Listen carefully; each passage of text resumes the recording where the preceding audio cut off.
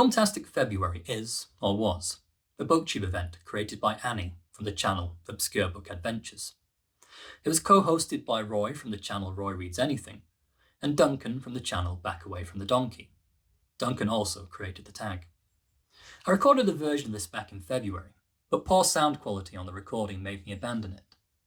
I had planned to repurpose the script and re-record it under the title Movietastic March, but a bout of depression meant I couldn't make any videos for over a month. I wasn't tagged by anyone directly, but I'd seen and enjoyed versions of this tag by other booktubers. And since I'm a former film blogger and someone with a sizable collection of films on Blu-ray and DVD, I thought this might be a fun tag to try. So, without much further ado, let's begin. Prompt 1. Your first memory of seeing a film at the cinema. I can't remember my first ever trip to the cinema, as I was likely very young, probably still a toddler. But one memory I do have from childhood is seeing the film Super Mario Bros. With my mum. Famously, this was a big critical and commercial failure back in 1993, so it probably isn't a surprise to anyone that me and my mum were the only people in the cinema for the whole duration. Initially, there was a young guy sat on his own in the back row, but he left after 20 minutes, likely to get a refund. After this, it was as if we had our own private screening, which made the experience of the film all the more special. 3 decades later, I still enjoy Super Mario Bros. Removed from the context of the source material, I think it's a fun and imaginative sci-fi dystopia. Noteworthy is Dennis Hopper as President Cooper, modelled on Donald J. Trump. This decision alone, I think, gives the film and its dystopian politics a definite cursed prescience. Around the same time as Super Mario Bros., we also went to see Steven Spielberg's enduring 1993 blockbuster, Jurassic Park. In contrast to the previous film, the screening for this was sold out. The moment in the film when we first see the dinosaurs was a transformative moment for me. During the rest of the summer, we must have gone back and watched Jurassic Park at least 4 times, with each subsequent viewing sparking that same rush of excitement, terror, and amazement. I loved it. And while the film hasn't remained among my favourite works by Spielberg, it's definitely a film that left a huge impression. Prompt 2. A book about film. This can be a behind-the-scenes book, an autobiography or biography, or a work of fiction that includes film as a main subject. Speaking of Steven Spielberg, one of the oldest film books I have, even older than myself, is this 1987 book, The Films of Steven Spielberg, by Neil Sinyard. This is a comprehensive study of Spielberg's films up to and including the release of The Colour Purple, although this does mean it falls short of covering my favourite ever Spielberg film, Empire of the Sun. Being a former film student, it won't surprise anyone to know that I have a lot of books about films and film directors. A lot of these are books I got when I was a teenager. I have more, including books on Tim Burton, David Cronenberg, Paul Schrader, Lars von Trier, and John Borman, but these are in storage at my mum's house. In terms of selecting a book that includes film as a main subject, I would recommend The Devil's Candy, Bonfire of the Vanities Goes to Hollywood by Julia Salomon. This exhaustive journalistic, access all areas book chronicles the haphazard production of Brian De Palma's ill-fated adaptation of the 1987 Tom Wolfe novel, The Bonfire of the Vanities. Prompt 3. A novelisation or tie-in book. To go back to John Borman, one of my all-time favourite films is Borman's gonzo science fiction cult classic Zardoz from 1974. Zardoz is a film I first saw in 2008, and like Super Mario Bros., hasn't always had the best reputation, critically speaking. But I fell in love with the film's startling, almost psychedelic stylizations, its creative ambition and eccentricity, its nods to Arthurian myth and legend, and its through line of almost Marxist political theory. I wasn't aware that Borman had written a novelisation of the film until I found a copy of it by chance in my local second-hand bookshop. Reading the book last summer, I was thrilled to find that it wasn't just a good novelisation of the film, but that it also succeeded as a credible work of science fiction literature. Borman is a great writer. This won't be surprising to anyone who has read the director's excellent 2003 biography, Adventures of a Suburban Boy. However, working in collaboration with his editor, the playwright Bill Stair, one of the co-writers on the director's underrated 1970 art film, Leo the Last, Borman has crafted a visual and highly engaging literary companion piece to his strange and remarkable film. Prompt 4. A film about writers or writing. Being a writer, I do have an inherent fondness for films about writing. My immediate choice for this subject would be Paul Schrader's 1985 film, Mishima, A Life in 4 Chapters. I think there's an argument to be made that Mishima is one of the greatest films of all time. An abstract, postmodern study on the life of the Japanese author Yukio Mishima, which uses contrasting cinematic styles to blur elements of the author's life and work. Schrader's film uses the final days of Mishima's life leading up to his assault on a Tokyo military base and subsequent death by ritual seppuku as framing device, filming these present-day sequences in an urgent, almost documentary style, reminiscent of the films of Shohei Imamura.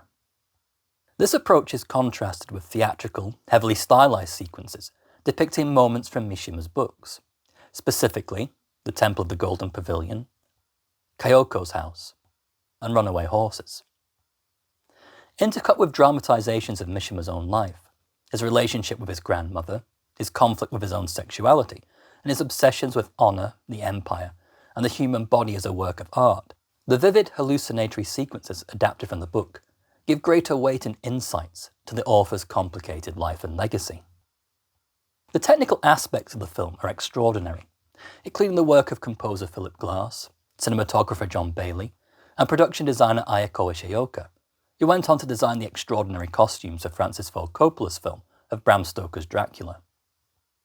The whole film is further carried by a stoic but committed performance by Ken Ogata, a regular actor in the films of the aforementioned Imamura. Schrader's a bit of a problematic figure these days, so my other choice for this prompt is a film I'll talk about in the next section. Prompt 5. A film that brings back fond memories. The film I want to talk about here is the 1991 film Barton Fink, written and directed by the Coen brothers. This is another film about a writer, fictional this time, and a film that plays out against the backdrop of Hollywood in the early 1940s. In selecting this film, I'm really selecting all films by the Coen brothers, up to and including The Man Who Wasn't There from 2001.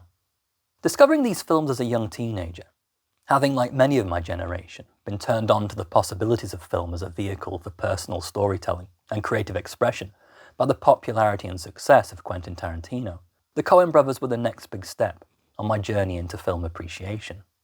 The films of the Coen brothers were funny, intelligent, artistic, and always inventive. Like Tarantino, they were cinema literate, indulging in references to everything from film noir to screwball comedy. But unlike Tarantino, they were diverse and eccentric in their influences, adorning their stories of crime and punishment with further references to Looney Tunes cartoons, Greek myth, David Lynch, Mad Max, and magical realism. This made them a great entry point for me, discovering films like Raising Arizona, Miller's Crossing, The Hudsucker Proxy, The Big Lebowski, and Oh Brother Where Art Thou in the early 2000s, when my mind was wide open and impressionable to creative influences. These films were formative foundational works for me, and the period of discovery has been transformed by memory into what felt like an endless summer, rich in fond memories, though in reality the period likely only spanned a year. Barton Fink is still my favourite film of this first wave of cinematic discovery. Prompt 6. A film that made you want to read the book. In 2017, I bought the BFI Blu-ray release of Inner Sanctums, Collected Animated Films 1979 to 2013, by the brothers Quay. Having been suitably awed and fascinated by these films, including astounding works like Nocturne Artificialia, Those Who Desire Without End, The Unsettling The Epic of Gilgamesh, or This Unnameable Little Broom, the acclaimed Bruno Schulz adaptation Street of Crocodiles, and my favourite, the underrated Rehearsals for Extinct Anatomies, I was inspired enough to search out this earlier BFI Blu-ray release of the Quay's first live-action feature, the beguilingly titled Institute Benjamenta, or This Dream People Call Human Life. Like their earlier animated works, Institute Benjamenta is a slow, carefully designed film, heavily influenced by the dreamlike unrealities of Jean Cocteau, specifically his 1946 film of Beauty and the Beast, as well as the iconography of Eastern European folk tales. However, the main inspiration of the film is the 1909 novel Jakob von Gunten by the German-language Swiss writer Robert Walser. I thought the film was remarkable, dreamlike, beautifully directed, but often inscrutable. I thought the book might fill in some of the blanks left vague by the film's impenetrable, strangely folkloric adaptation, and it was this that inspired me to buy a copy of the book in 2019. Prompt 7. A book that made you want to watch the film. In 2024, I read Ramsey Campbell's 1981 novel, The Nameless, which despite a weak anticlimactic ending, was a genuinely great read. I was vaguely aware that there was a 1999 film adaptation of the book by one of the directors of the film Wreck, the classic found-footage zombie outbreak film from 2007. This piqued my interest immediately, as Campbell is one of the great horror authors who hasn't been well served in terms of film adaptations of his work. This despite his writing being intensely visual and with a fascination for cinema. I watched the film shortly after reading the book and found it a poor adaptation, but a decent enough 90s thriller when taken on its own terms. I gave it a credible 3-star rating on Letterboxd, one of the last ever reviews I wrote for the site. Prompt 8. Films based on a book/story that bear no resemblance to the source. I could have talked more about The Nameless here, but I won't. Last year, I read the 1993 novel Doll's Eyes by Barry Wood. This is a somewhat obscure book, a readable but not in any way remarkable crime thriller that recalls the influences of Thomas Harris and early James Patterson. The book had been on my radar for a long time thanks to its 1999 film adaptation by one of my favourite writer-directors, Neil Jordan. That the film adaptation is retitled In Dreams is the first clue that Jordan wasn't in any way interested in following Wood's source material. Working from an earlier screenplay by the filmmaker Bruce Robinson, best known for his 1987 film With Nail and I, Jordan takes Wood's psychic procedural, where a woman with second sight helps to track down a vicious serial killer, and transforms it into a dreamlike study on loss, trauma, and fractured identities. If Wood's novel played as a conventional thriller, Jordan brings to the material his fondness for myths and metafiction. Here the protagonist becomes an author of children's books. Fairy tale iconography is used frequently, with numerous visual references to Snow White and Sleeping Beauty. The relationship between the psychic and the killer is transformed into a symbiotic, psychosexual mirroring of past and present lives, in which Jordan draws on the slightly clumsy horror trope of gender dysphoria to suggest ambiguities between his two characters and their potentially shared identity. Jordan's film has a lot of merits, specifically its gorgeous cinematography, but it's also littered with imperfections. The performances are hammy and overwrought. Many of the tropes are outdated and recall older, better films, and the final scene stinks of studio interference, undermining the director's creative ambitions and reducing the entire film to a work of cheap supernatural schlock. But it was these flaws that made me interested in reading Wood's novel, hoping that it might help to clarify Jordan's intentions against those of the studio. However, outside of the psychic protagonist on the hunt for a killer, the two works have almost nothing in common. Prompt 9. Recommend 5 films. Because I'm lazy, and because I've managed to delay re-recording this for several months, I'm going to plagiarise myself slightly here by quoting some of the notes from my old film blog. None of these notes are especially well written, but hopefully they provide some insight into why these films mean a lot to me. The first film I want to recommend is Muriel from 1963, directed by Alain Resnais. Writing about this film in 2012, I said the following. Subtitled The Time of a Return, Muriel is a film about memory, or more accurately, about the past as something inescapable, like a shadow bound to our every step. Though other aspects of the work are intriguing, it's the film's continual emphasis on time and recollection, and how these concerns can be related through the power of the moving image to capture and record, that seem to fascinate Resnais and his screenwriter Jean Queyroux. The structuralist experimentations with the editing of the sound and image, the associative cutting, or the use of punctuating close-ups and spontaneous movements of the camera give a disarming undercurrent to the earlier scenes of observational domestic drama, creating a thread of anxiety or uncertainty. Such formalist experiments are characteristic of films from this period, showing the capacity for the medium to manipulate and mislead, but also to suggest hidden truths. The Muriel of the title is not the main character as we might expect, but a name that haunts the character Bernard, a young man traumatized by his experiences during the Algerian War. In this sense, the scars of war, or the lingering traces of it, become another great theme of the film. It's there explicit in the battle-marked ruins of Boulogne-sur-Mer where the story takes place, and implicit in the long conversations between characters, who throughout the film seem to hide behind a mask of bougie contentment, performing as if trying to maintain a semblance of normality, as if life before the war had continued for them uninterrupted. When Queyroux and Resnais eventually revealed the true story of Muriel, This unseen character who seems to embody in memory the haunted spirit of the film and its restless observations on the themes aforementioned, the effect is devastating. As Bernard speaks over a projection of 8mm footage of soldiers idling between battle, his tired recollections of the crime that broke him, and should break any one of us complicit in our own silence, the film takes off the mask of the character drama and reveals a more pointed political commentary on war crimes and atrocity.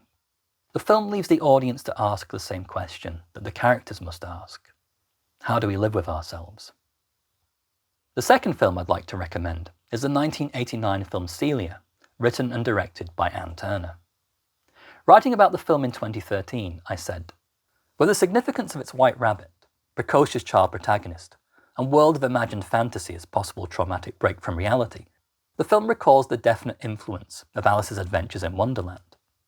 Not so much in its storytelling, which is grounded in actual history as opposed to Lewis Carroll's lurid phantasmagoria, but in the way the central conflict between innocence and horror suggests deeper psychological insights into its central character's emotional state. The film reminds me a lot of The Curse of the Cat People from 1944, another great film that's often sold as a horror movie, but is actually a far more sensitive and understated film about the loneliness and alienation of a child left unsupported through a series of traumatic events. Both films draw on the context and iconography of horror cinema, but they use these references to underline what is effectively a sad and quietly devastating story about a child's inability to connect with the cruelties and hypocrisies of the adult world.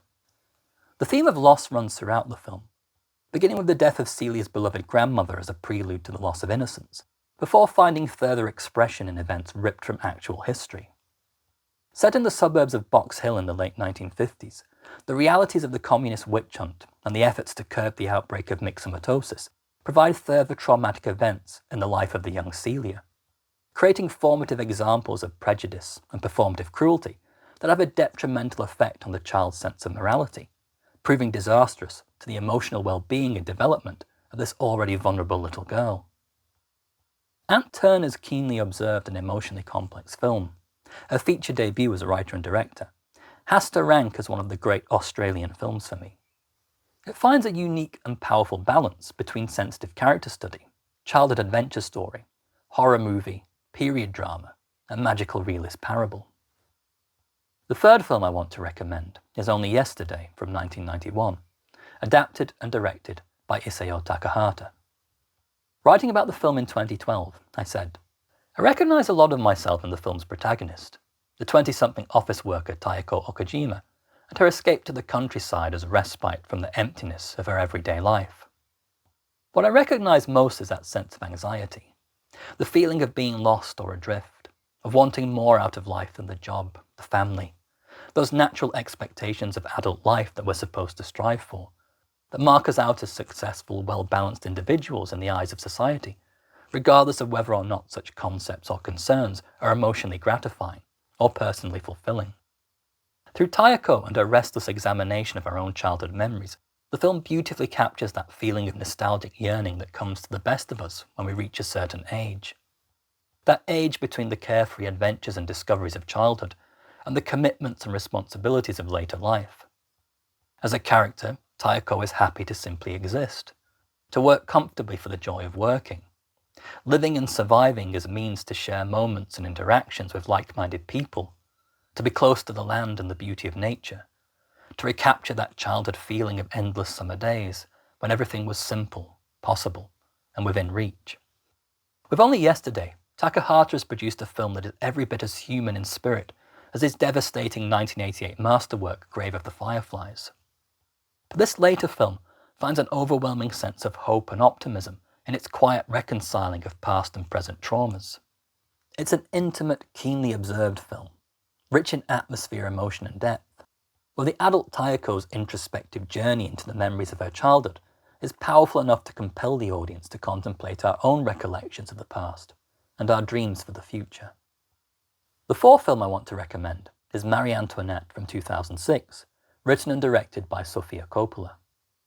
Writing about the film in 2016, I said this: "Coppola transposes her own story, that of the spoilt rich girl thrust into a position of public notoriety that she cannot comprehend, to that of the title character.